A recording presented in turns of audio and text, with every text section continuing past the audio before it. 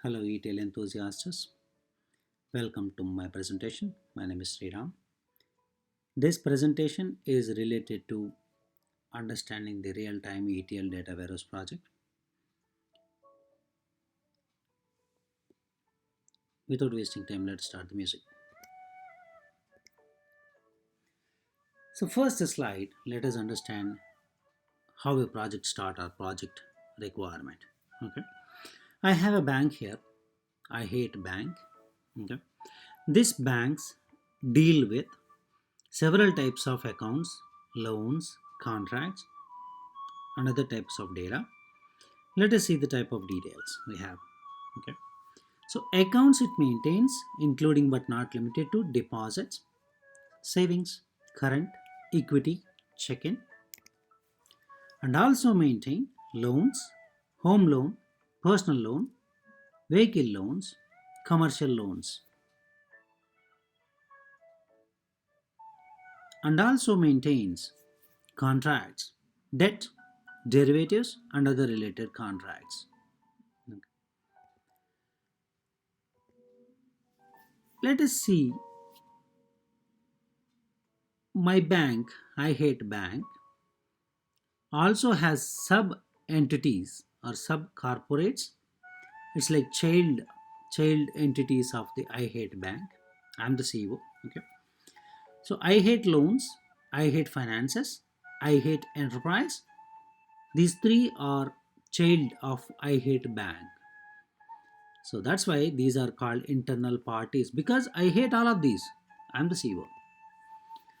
And also I have another bank here, Sriram or Sriram Enterprise. Okay, which is external party, which is not I hate. Okay, so I will also deal with contracts between I hate bank and as well as the outside bonds.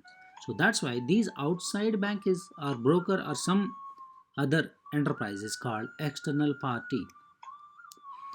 Contracts are nothing but agreements between internal and external parties.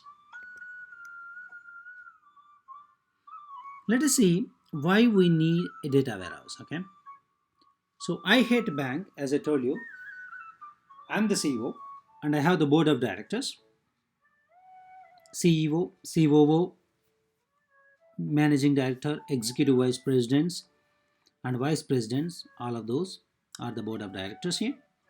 Okay. What we always do, right? We always think about the past and how to decide how to increase the revenue of the bank, how to reduce the losses, how to improve the business, how to expand the business into different countries, more money. We want all money, right? Why we need losses? So we have to think always to doubling the money. It doesn't matter whether you cheat people or not. Okay, I want money. My bank, my director, I'm the CEO. I want my money, double money. See, now I'm already in good gain, say for example $1,000 million revenue, but I want $2,000 million by next year. That is my target. Every company have a targets every year. A simple target is doubling the revenue, right? So these are the guys. What they have to do is they have to analyze the current situation, current data or previous data, past data, and give me a good plans for future. Okay. So what are the questions these guys have? What is the total deposits in all USA cities or country, whole country for year 2010 or 2020? What are the quarterly revenues of year 2015? In which country, city we have least customer and why? What branches have more revenues? What branches city have no or less customers? What marketing strategies are worked or did it work? How to attract more customers? What are the new advertisement plans we can plan? And what is not working, what we have to do? How to improve the business? We have to expand, right? How to improve the business? These are the several questions. How we get these answers? Simple. We have to capture all the data, history data, and then start analyzing them and decide what to do in the future. That is business decision making, right? That's why I need my bank to get double money revenue. Okay, so that's what it is. Analyze the past data and plan for future. That is for data warehouse. That's why we need data warehouse. Okay, let us see next slide.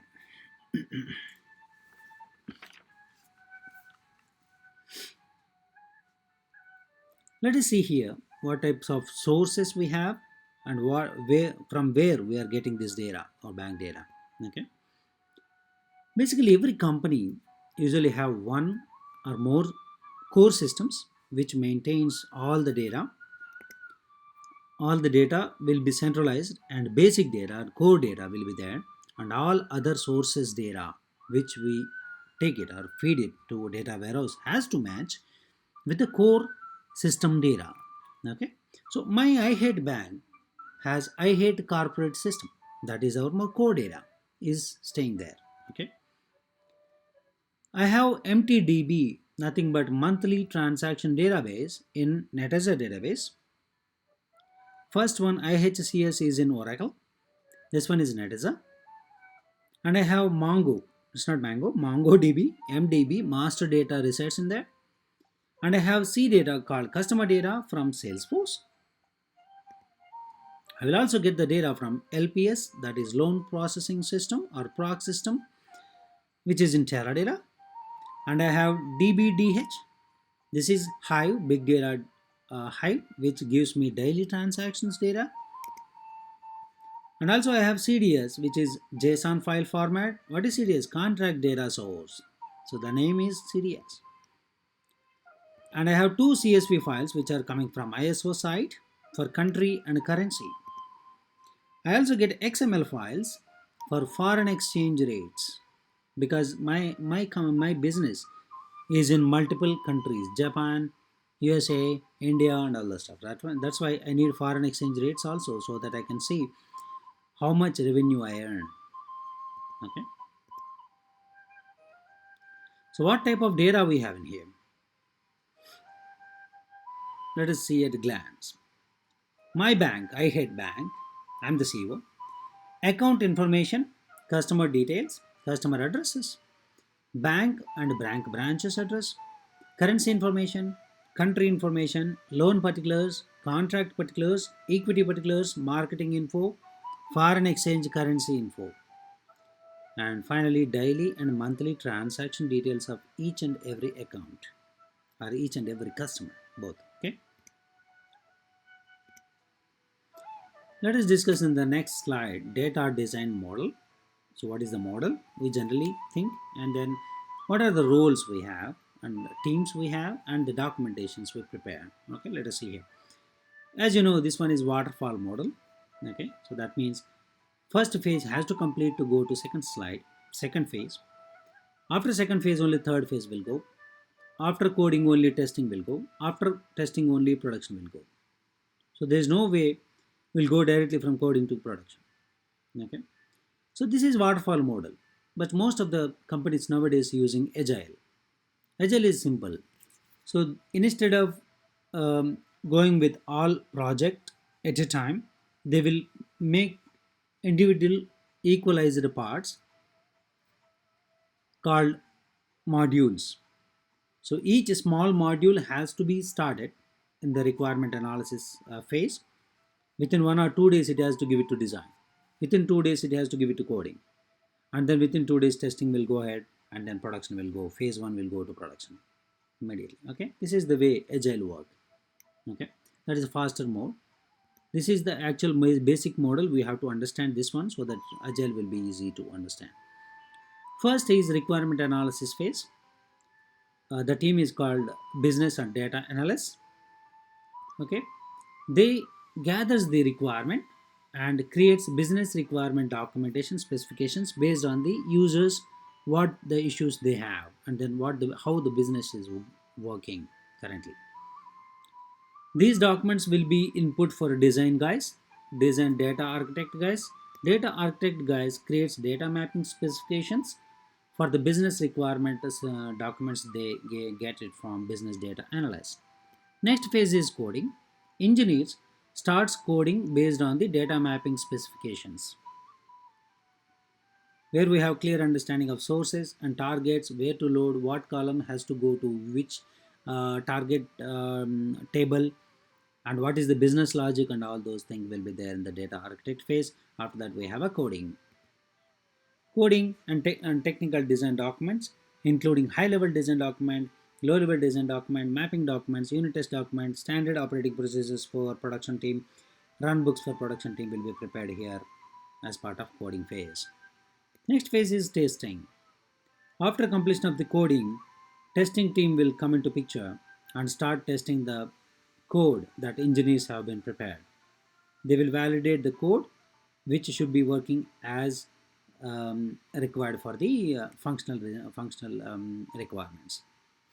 After that, everything is good, then they will give a sign off, and then UAT team will also be there to test user perspective also, and then they give us the go ahead, and once upon a auspicious day will go to production. That phase will go to production.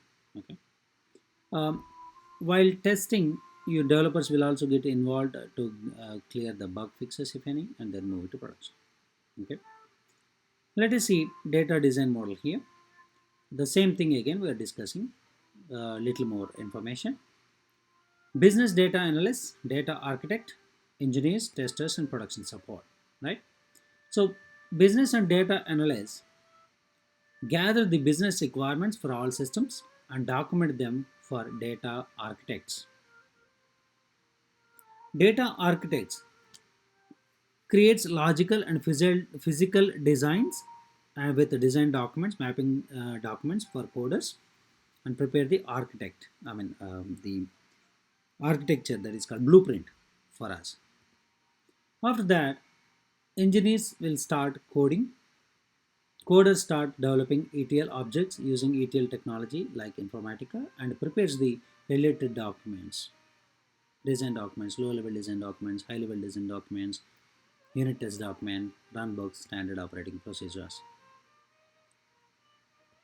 Testers will come into picture and start testing the code that coders prepared, and then their feedback will be shared to management and developers. Developers also work with them to resolve any issues with the code, bug fixes. After that, everything is cool. We got the sign-offs and it will move to production. Production support team make sure monitors the loads and also make sure load happens properly without any issues as per the run books. Okay, that's the process. In this slide, let us see the logical design of a revenue fact. Okay, so there are two facts here, but sometimes we'll maintain. It depends on the data. If we have a lot of data, then we have to maintain two different tables. Otherwise, it's one table should be and suffice. Okay, so I have dimensions also here: dimension account, dimension currency,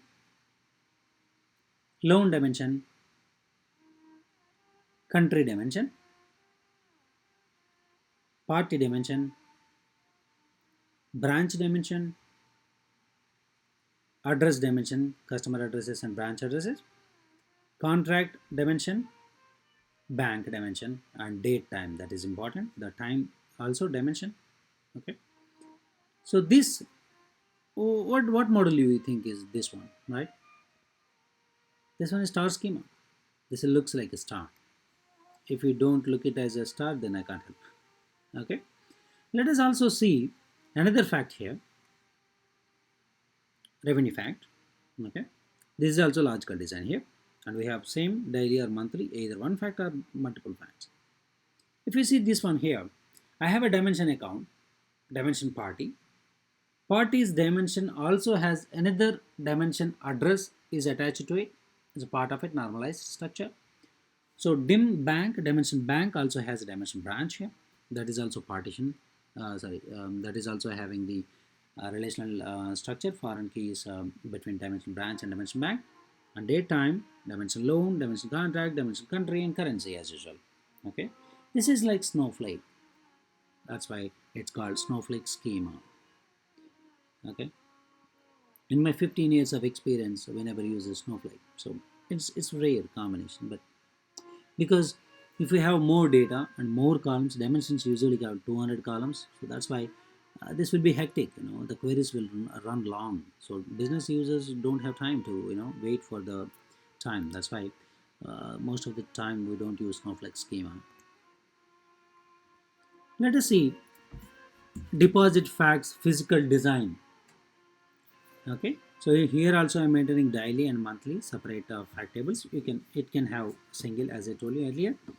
So dimension account, loans, customer, address, currency, country, time, and branch, bank, addresses. Okay, these are the dimensions that we have. So every dimension is has been identified with a key, that is a primary key in dimension. That will be our composite key here.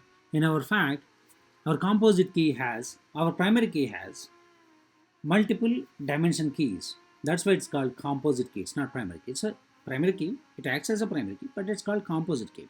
Okay.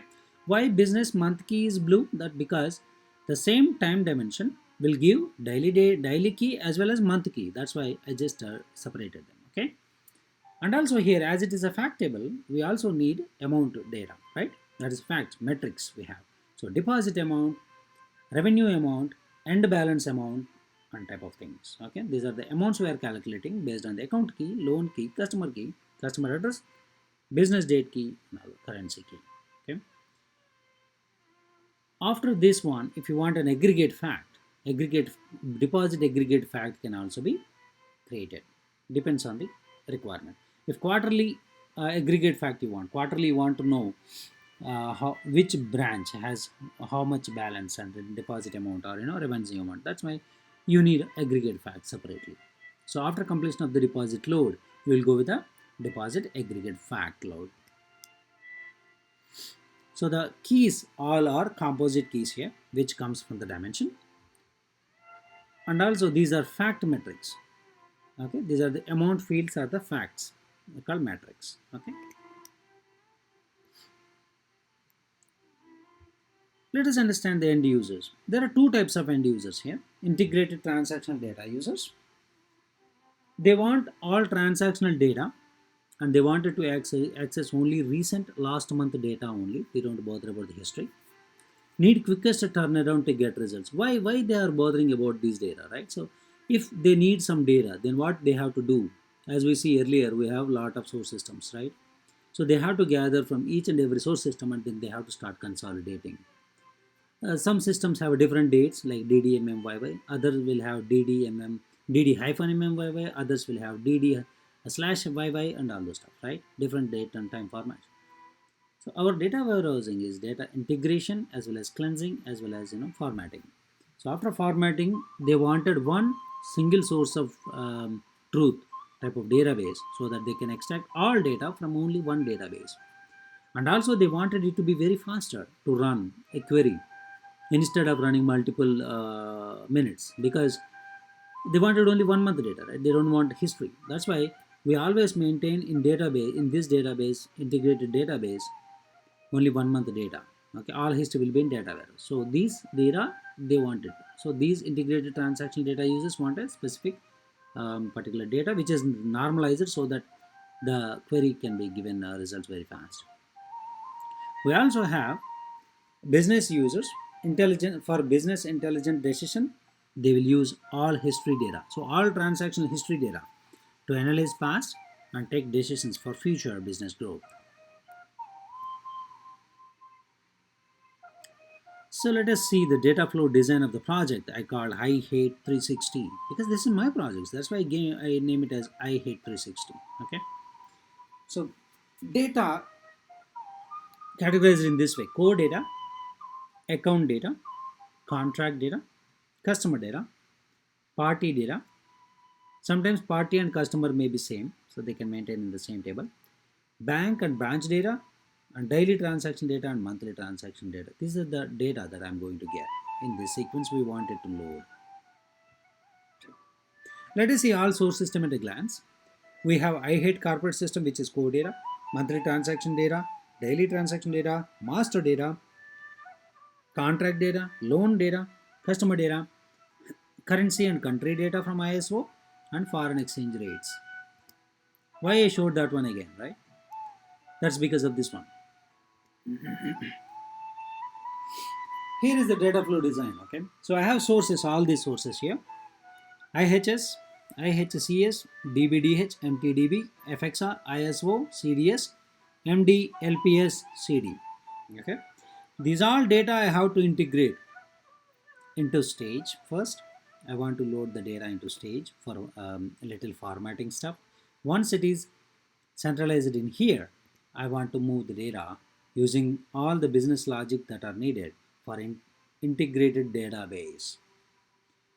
For information, my stage integrated database and data warehouse are in Oracle. Okay, after completion of the integrated database, I will load the data into EDW dimensions as well as facts. Okay, I use ETL Informatica, and there are two end users as discussed. First end user is integrated database users because they wanted only last month data and it is a relational structure. So integrated transaction database users uses the data from IDB itself. They don't want history. Other users are BI data users, the big people who wanted to analyze the past last 10 years data and then they wanted to take decisions, right? Those guys can take the data from here. There are a lot of data here. Okay, this is the flow here, data flow, or our whole I hate 360 project in my bag.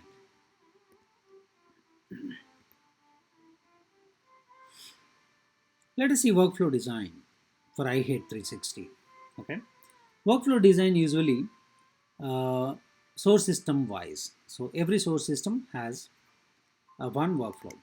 Okay, so here I have a workflow I360 IHCA, that is a source system, and then load daily. I'm writing daily loading it, so that's why it's daily load. So it has stage mapping and IDB mapping and EDW dim mapping and then EDW fact mapping. What stage mapping does? Stage mapping S underscore M underscore project name underscore source underscore stage underscore account insert helps to load the data from source system to stage table. Stage table is always truncate insert table every time. Today's data will be truncated tomorrow and tomorrow's data will be loaded in tomorrow. Okay, that's how it is. And I have next mapping is IDB mapping, which has to run after stage mapping only. IDB mapping loads the data from stage to IDB database, okay, with all business logic that we have and also error logic. Here third mapping I have is EDW dimension mapping, S underscore M underscore project name and source name EDW underscore dim account helps to load data from IDB to dimension table. Last mapping I have is EDW fact mapping. This helps to load the data from IDB system to fact table using dimension tables, dimension data. Okay, this is the workflow structure of a particular workflow. This is one source system IHCS. This has to load first because core is the main thing. That is the base thing. So that's why this has to go first.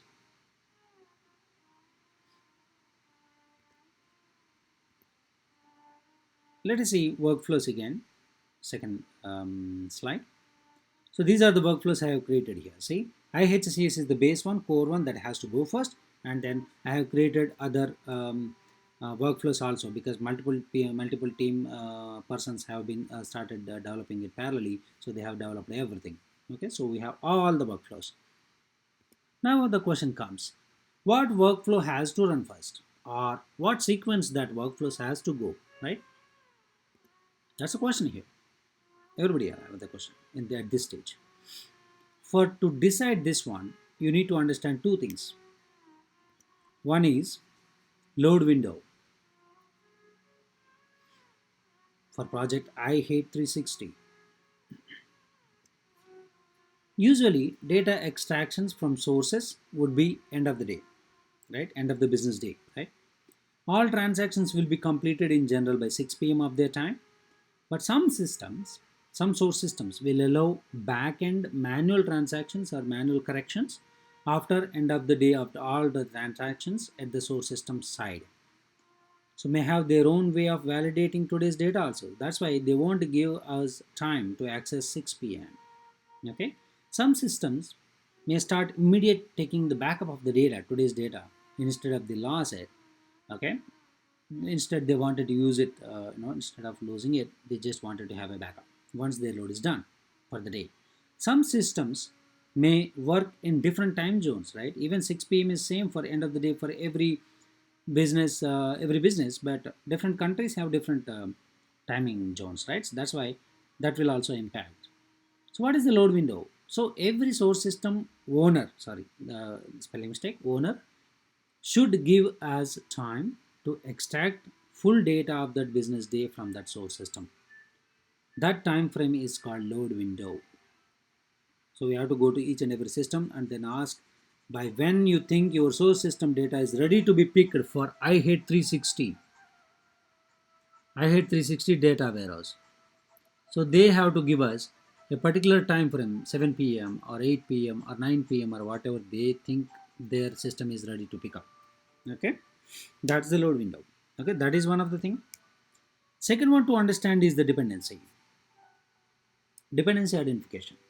Okay, for project I hate 360, to decide the sequence of the workflow, please consider below. We have to first load core data, that has to be loaded first, which is IHCS, and also currency, country currency reference tables, as well as foreign exchange rates, accounts, customer data from corporate system, which maintains the global data. After core, static, metadata, master data, customer accounts data, then we have to start considering transaction data, because while loading transaction data, all account IDs, customer IDs, contract IDs, bank IDs, branch IDs, loan IDs, all these must match with the corporate system core data. For validate these mappings, uses them as a lookup and they confirms that. Okay. So after identifying this dependency, you can easily uh, schedule, or you can easily create workflow schedules which one to run first and which one to go later. Okay.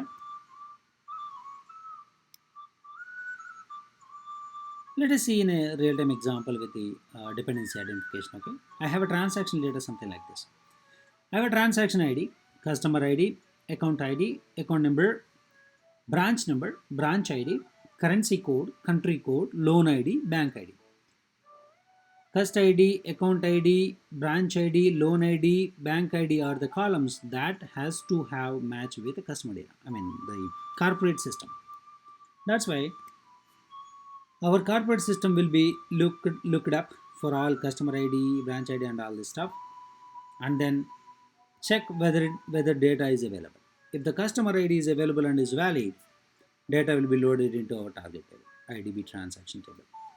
If the data is not available, then it will be loaded into error table with the error details of why it is not there. Okay. Next day or the same day, the production support team will contact the source system team. Source system team will check why this customer ID is not there.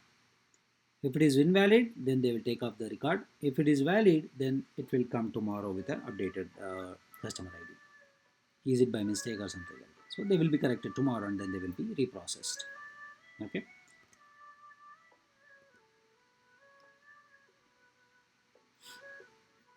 Let us see another column here. Okay, I have currency code and country codes which are already loaded with the ISO country currency files. I will use those files as a lookup, or it can be loaded into one stage table, and then use it as a lookup in my IDB mapping flow and decide whether it is a valid currency code or an invalid currency code. INR is a valid currency code, USD is a valid currency code, JPN is a valid currency code, so all will be correct. So it will be loaded into IDB table.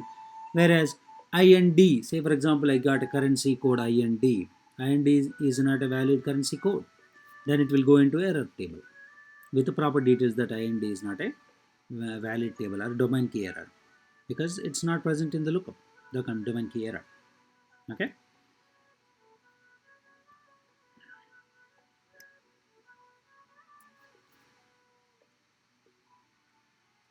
That's the end of the presentation, folks. Real-time project presentation discussion here. Thank you so much for your time.